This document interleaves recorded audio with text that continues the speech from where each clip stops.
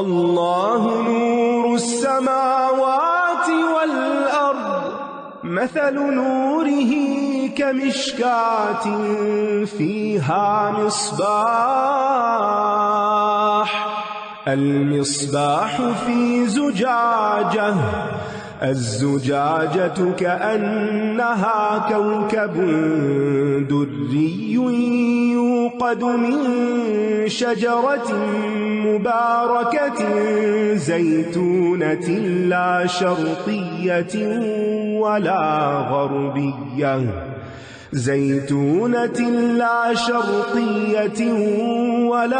غربية يكاد زيتها يضيء ولو لم تمسسه نار نور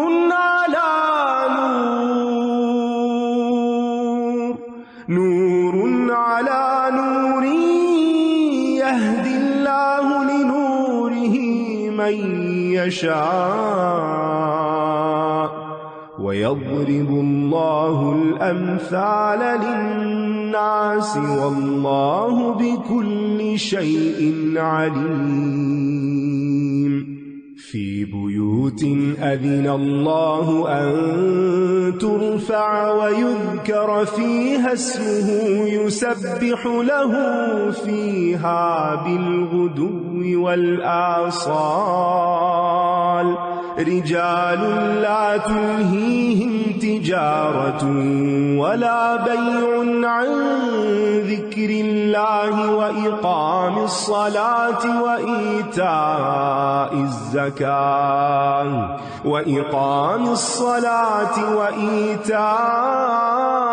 الزكاة يخافون يوما تتقلب فيه القلوب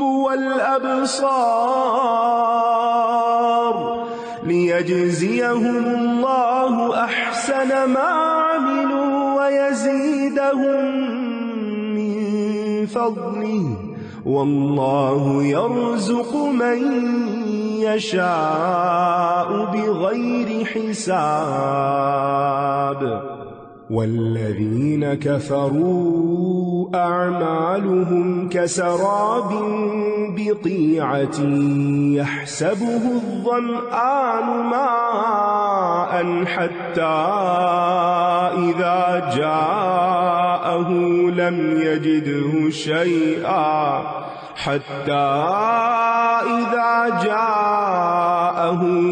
يجده شيئا ووجد الله عنده فوفاه حسابه والله سريع الحساب أو كظلمات في بحر لجي يغشاه موج من فوقه سحاب ظلمات بعضها فوق بعض إذا أخرج يده لم يكد يراها ومن لم يجعل الله له نورا فما له من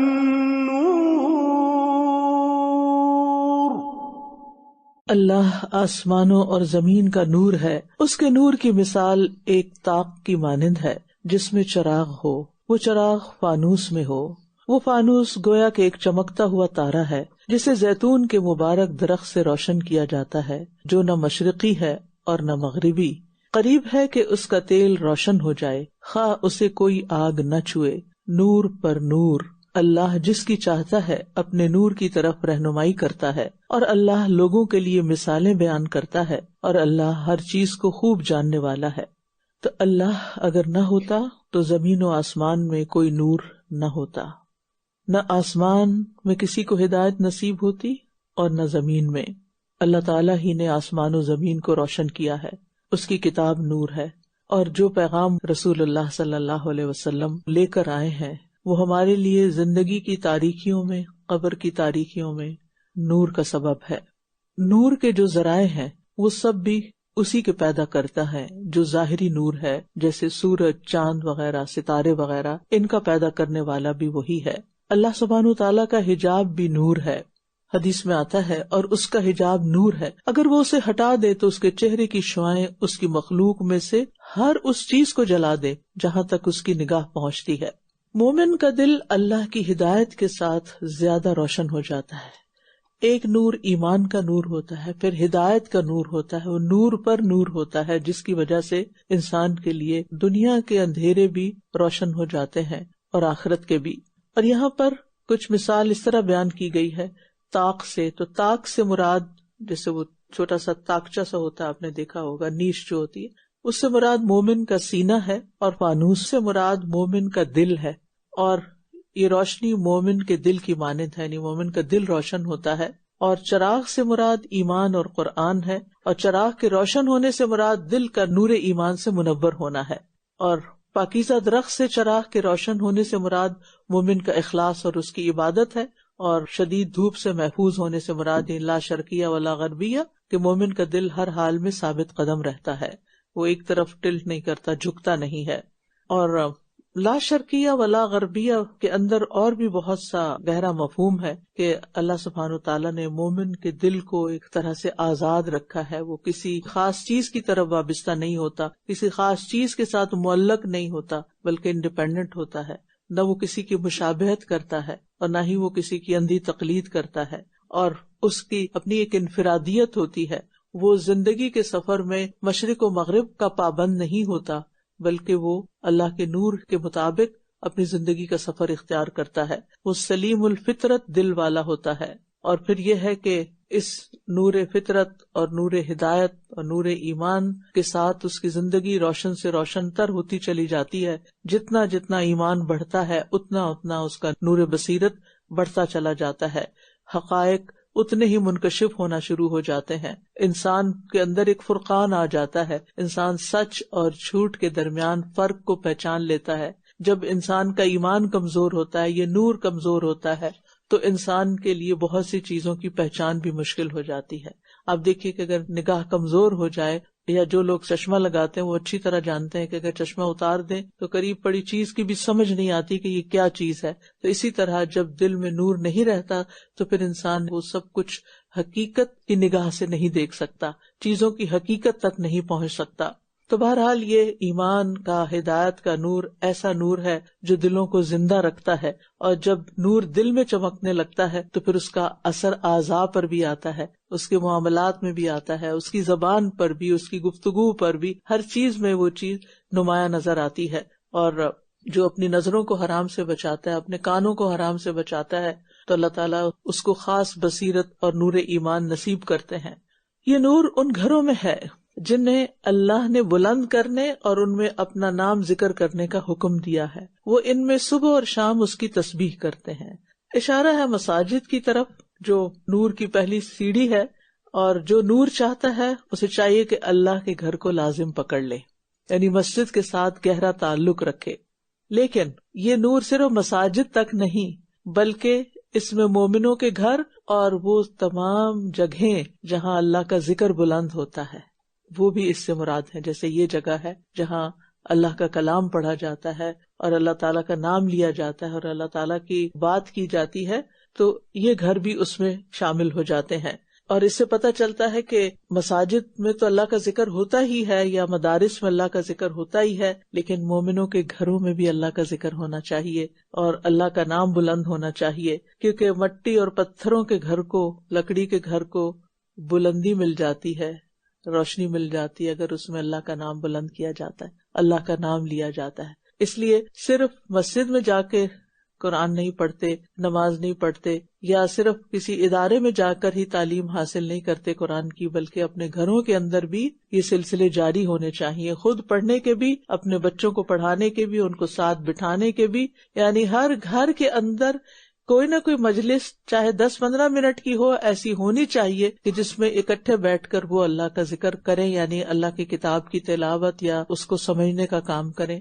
اور جب انسان اس چیز کو اہمیت دیتا ہے تو اللہ سبحانہ وتعالیٰ پھر اس کے لیے عمل کی توفیق کے دروازے بھی کھول دیتا ہے۔ وہ مرد جنہیں تجارت اور خرید و فروخت اللہ کے ذکر اور نماز قائم کرنے اور زکوٰۃ ادا کرنے سے غافل نہیں کرتی، وہ اس دن سے ڈرتے ہیں جس میں دل اور نگاہیں الٹ پلٹ ہو جائیں گی۔ یعنی ہدایت یافتہ لوگوں کی صفت کیا ہوتی ہے کہ وہ گھروں کے اندر بھی اللہ کو یاد کرتے ہیں اور گھروں کے باہر بھی، جہاں ان کا بزنس ہوتا ہے، جاب ہوتی ہے، وہاں بھی جب نماز کا وقت ہوتا ہے، جب فراغت ملتی ہے، وہ اللہ کی کتاب کو کھول لیتے ہیں اور اللہ کا ذکر بلند کرتے ہیں۔ کاروبار کرتے ہوئے بھی، عین دنیا کے کام کرتے ہوئے بھی اللہ کی یاد ان کے دلوں میں رہتی ہے۔ وہ بیچ بیچ میں اللہ کا ذکر، کبھی الحمدللہ کی شکل میں، کبھی سبحان اللہ کہہ کر، کبھی اللہ اکبر کہہ کر، کبھی لا الہ الا اللہ کہہ کے، کبھی استغفر اللہ کہہ کے، کسی نہ کسی شکل میں ان کی زبان پر اللہ کا ذکر جاری رہتا ہے، کیونکہ یہ لوگ صرف دنیا کو سامنے نہیں رکھتے، اپنے ابدی گھر کو اپنی نگاہوں میں رکھتے ہیں۔ مفسرین کہتے ہیں صحابہ میں سے کہ یہ آیت بازار والوں کے بارے میں نازل ہوئی جو نماز کے لیے اذان سنتے ہیں تو ہر کام چھوڑ دیتے ہیں اور جلدی کرتے ہیں۔ اور سالم بن عبداللہ نے بازار والوں کو نماز کے لیے آتے ہوئے دیکھا تو کہا، یہ وہ لوگ ہیں جن کا اللہ نے اپنے اس قول میں ذکر کیا ہے، لا تلہیہم تجارۃ ولا بیع عن ذکر اللہ۔ اور خواتین کے لیے گھر کے اندر کام کاج ان کو اللہ کے ذکر سے، نماز سے، قرآن سے غافل نہیں کرتے۔ تو اس سے یہ بھی پتہ چلتا ہے کہ اسلام رہبانیت کی تعلیم نہیں دیتا کہ تم کاروبار چھوڑ کے، جاب چھوڑ کے صرف مسجد میں بیٹھ جاؤ، بلکہ نماز کے وقت مسجد میں ہو اور کام کے وقت کام کی جگہ پر ہو، لیکن کام کی جگہ پر بھی اللہ کو نہیں بھولنا۔ یعنی کوئی بھی چیز انہیں اللہ تعالیٰ کا حق ادا کرنے سے غافل نہیں کرتی۔ اور جن لوگوں کے لیے دنیا چھوڑنا بھاری ہو، کو دنیا میں دل زیادہ لگتا ہو، ان کے لیے اس آیت میں ایک رغبت ہے کہ پھر وہ وہاں پر بھی اللہ کو یاد کرتے رہیں تو ان کے درجے بڑھتے رہیں گے، تاکہ اللہ انہیں ان کے بہترین اعمال کا بدلہ دے جو انہوں نے کیے، اور اپنے فضل سے انہیں مزید عطا کرے۔ اور اللہ جسے چاہتا ہے بے حساب رزق دیتا ہے۔ یعنی بہترین اعمال سے مراد اعمال صالحہ ہیں، اور خاص طور پر جس کا پچھلی آیت میں ذکر ہوا، اللہ کی اطاعت، نماز، زکوٰۃ۔ اور جب ان اعمال کو کوئی بہترین طریقے سے ادا کرے گا تو پھر اللہ تعالیٰ اس کا اجر بھی بہترین دے گا۔ اور واللہ یرزق من یشاء بغیر حساب، دنیاوی رزق تو مومن اور کافر دونوں کو ملتا ہے، لیکن دلوں کا رزق جیسے ایمان ہے، علم ہے، اللہ کی یاد ہے، یہ اللہ تعالیٰ صرف اس کو دیتا ہے جس سے اللہ تعالیٰ محبت کرتا ہے۔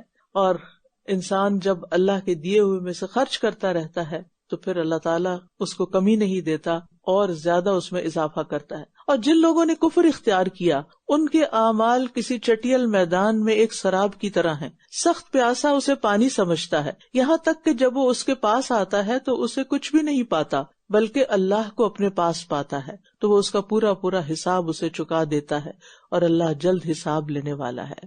یعنی اس سے یہ پتہ چلتا ہے کہ کفر کے ساتھ اگر انسان اچھے اعمال کرتا بھی ہے تو آخرت میں ان کا کوئی بدلہ اس کو نہیں ملے گا، بلکہ وہ سارے کے سارے ضائع ہو جائیں گے اور اس کا حساب چکا دیا جائے گا۔ اور دنیا میں اس کے عمل کا جو بھی صلہ ہے، اللہ تعالیٰ ظلم نہیں کرتا، وہ دنیا میں ہی اس کو دے دے گا۔ یا ان کے اعمال ان اندھیروں کی طرح ہیں جو نہایت گہرے سمندر میں ہو، جسے ایک موج نے ڈھانپ لیا ہو، اس کے اوپر ایک اور موج ہو، اس کے اوپر بادل ہوں، اندھیروں پر اندھیرے ہیں، جب کوئی اپنا ہاتھ نکالے تو قریب ہے کہ اسے دیکھ بھی نہ سکے، اور جس کے لیے اللہ نے کوئی نور نہیں بنایا تو اس کے لیے کوئی نور نہیں۔ یہ دنیا کے اندھیرے کا عالم ہے، تو آخرت کا اندھیرا کیا ہوگا؟ صرف لائٹ چلی جاتی ہے تو کچھ نظر نہیں آتا انسان کو، اگر بادل ہوں اور ساری لائٹ چلی جائے تو کچھ پتہ نہیں چلتا، اور کہاں سمندر کی گہرائی جہاں روشنی پہنچتی ہی نہیں، اور پھر موج پر موج کے اندھیرے پر اندھیرا، اور اس پر بادل، اور اس پر رات کا اندھیرا، یعنی ہر طرف اندھیرا ہی اندھیرا۔ تو ایک طرف نور کی بات کی گئی اور اس کے مقابلے میں پھر اندھیروں کی بات کی گئی۔ اگر کسی کے پاس نور نہیں تو پھر وہ اندھیروں میں ہے۔ نور تو اللہ نے فطرت میں رکھا ہے، لیکن جب انسان فطرت کو مسخ کر دیتا ہے اور اللہ کی ذات کو ڈینائی کر دیتا ہے یا اس کے احکامات کو، تو پھر وہ نور بھی چلا جاتا ہے اور ایمان ہوتا نہیں، علم حاصل نہیں کرتا، کسی ایسی روشنی کا اسے ایکسپوجر نہیں ہوتا۔ تو ایسے لوگوں کے لیے دنیا میں بھی اندھیرا ہے اور آخرت میں بھی اندھیرا ہے۔ أَلَمْ تَرَ أَنَّ اللَّهَ يُسَبِّحُ لَهُ مَن فِي السَّمَاوَاتِ وَالْأَرْضِ وَالطَّيْرُ صَافَّاتٍ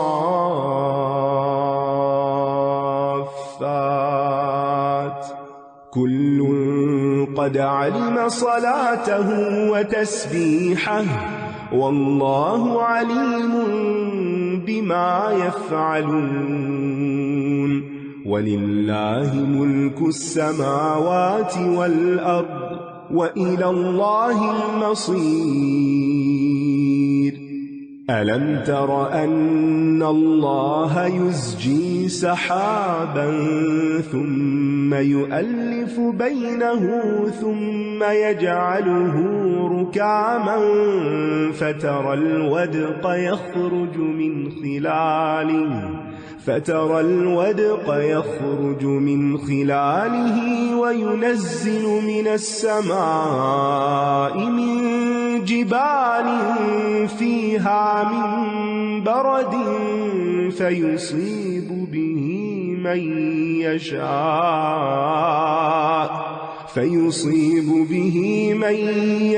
يشاء ويصرفه عن من يشاء يكاد سنا برقه يذهب بالأبصار يقلب الله الليل والنهار إن في ذلك لعبرة لأولي الأبصار والله خلق كل دابة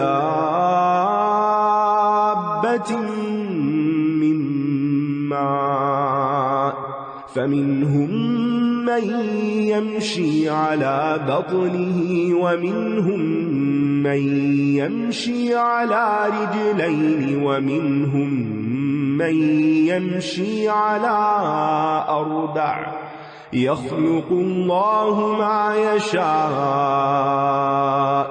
إن الله على كل شيء قدير لقد أنزلنا آيات مبينات والله يهدي من يشاء إلى صراط مستقيم ويقولون آمنا بالله وبالرسول وأطعنا ثم يتولى فريق منهم من بعد ذلك وما أولئك بالمؤمنين وإذا دعوا إلى الله ورسوله ليحكم بينهم إذا فريق منهم معرضون وإن يكن لهم الحق يأتوا إليه مذعنين أفي قلوبهم مرض أم ارتابوا أم يخافون أن يحيف الله عليهم ورسوله بل أولئك هم الظالمون क्या आपने देखा नहीं कि बेशक अल्लाह की तस्बीह करती है हर वो चीज जो आसमानों और जमीन में है और पर फैलाए हुए परिंदे भी हर एक ने अपनी नमाज और अपनी तस्बीह जान ली है और जो वो कर रहे हैं अल्लाह उसे खूब जानने वाला है। इस कायनात की हर चीज अपने अमल से अपने काम से अल्लाह की तस्बीह की दावत देती है। आपने देखा होगा कि आप किसी भी चीज को जब गौर से देखते हैं तो अल्लाह की कुदरत नजर आती है तो आप क्या कहते हैं? सुभान अल्लाह। और ये तमाम चीजें हर आन अल्लाह की इताअत और फरमाबरदारी कर रही हैं। असल तस्बीह क्या है? इताअत करना। और फिर यहाँ परिंदों का अलग जिक्र किया गया है, यानी तमाम चीजों का जिक्र तो हो गया लेकिन खासतौर पर परिंदों का जिक्र, यानी परिंदे अपनी उड़ान में भी तस्बीह से गाफिल नहीं रहते। कभी सोचा हमने कि ये परिंदा उड़ रहा है और इस वक्त ये अल्लाह की तस्बीह भी कर रहा है, यानी उनके काम ने, उनकी मसरूफियत ने उन्हें अल्लाह की तस्बीह से गाफिल नहीं किया। लेकिन हम अपनी मसरूफियात में अल्लाह को भूल जाते हैं। अल्लाह ताला ने इन सब को नमाज और तस्बीह का तरीका सिखा दिया है और ये सब कुछ اچانک نہیں، بے سوچے سمجھے نہیں، بلکہ سمجھ کر علم کی بنا پر ہے اور اللہ تعالیٰ کی طرف سے الہام کردہ ہے۔ تو اسی طرح انسانوں میں سے بھی کچھ ایسے ہیں کہ جو سوچ سمجھ کر اللہ سبحانہ تعالیٰ کی تسبیح کرتے ہیں، اس کی عبادت کرتے ہیں، اور آسمانوں اور زمین کی بادشاہت اللہ ہی کی ہے اور اللہ ہی کی طرف لوٹ کر جانا ہے۔ جب یہ آپ پڑھتے ہیں نا کہ ہر چیز کا مالک اللہ ہے۔ پچھلے دنوں ایک میں ویڈیو کلپ دیکھ رہی تھی، اس میں بڑے خوبصورت نیچرل سینز تھے، نظارے تھے طرح طرح کے، وادیوں کے اور پہاڑوں کے، اور ندیاں بہ رہی تھی۔ تو ایک دم میرے دل میں خیال آیا یہ کہاں ہوگا، پھر خیال آیا یہ کس کا ہوگا، پھر خیال آیا نہیں یہ تو سب اللہ کا ہے۔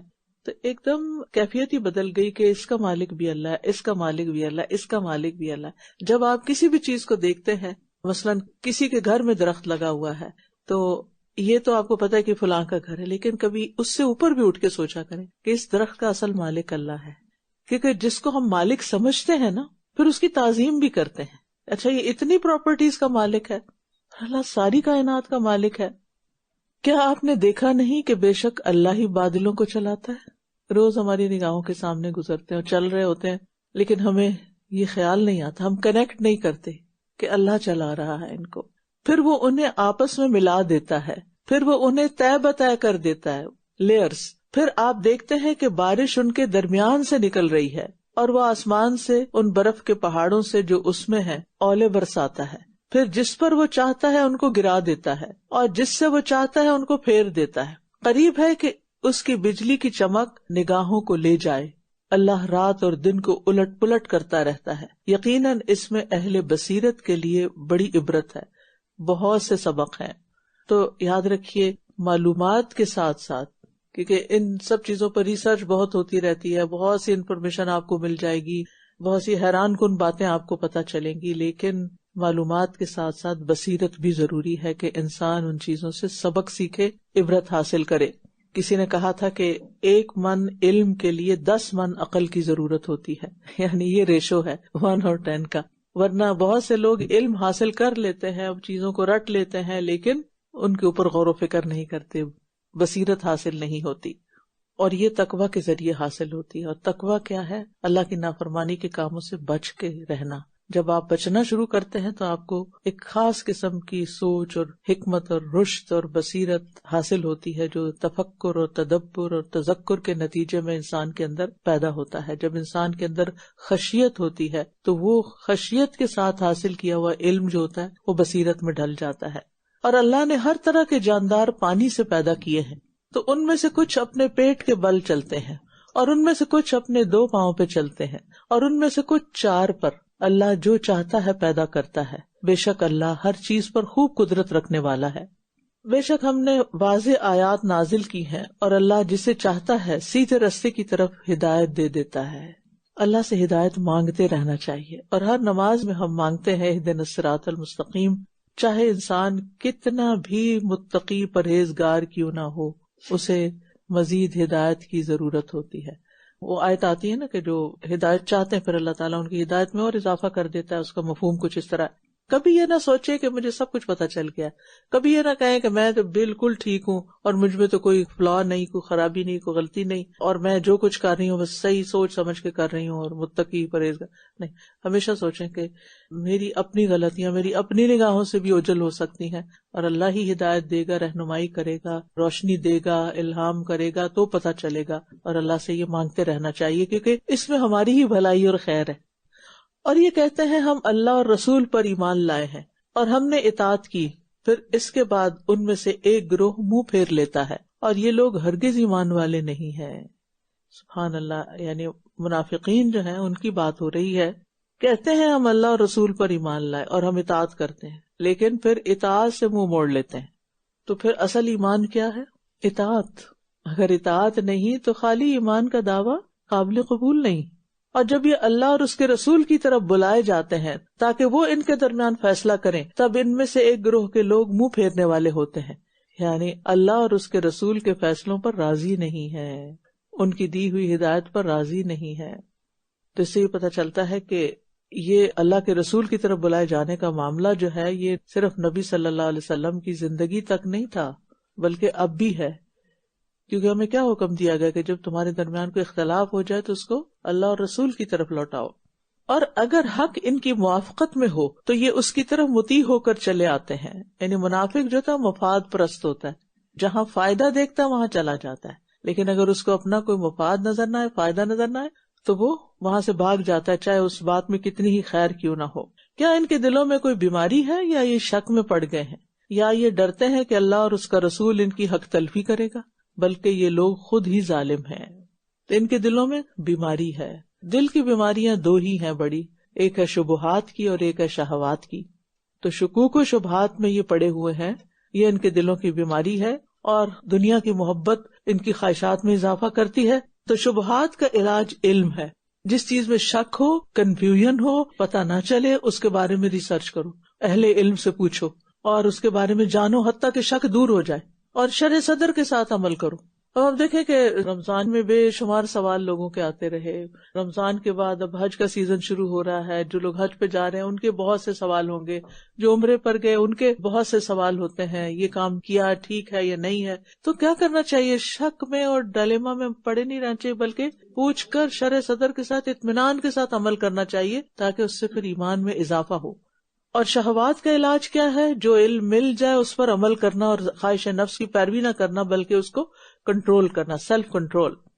کیونکہ منافقت کے معاشرے پر بڑے برے اثرات ہوتے ہیں. چند لوگ جب منافقت برتتے ہیں تو دوسرے ان کو دیکھ کر وہی کچھ کرنے لگتے ہیں. وہ کہتے ہیں یہ بھی تو لا الہ الا اللہ پڑھتے ہیں، یہ بھی تو مسلمان ہیں، اور اگر یہ کر رہے ہیں تو کیا ہم نہیں کر سکتے؟ یعنی وہ لوگوں کے لیے بری مثال ہوتے ہیں.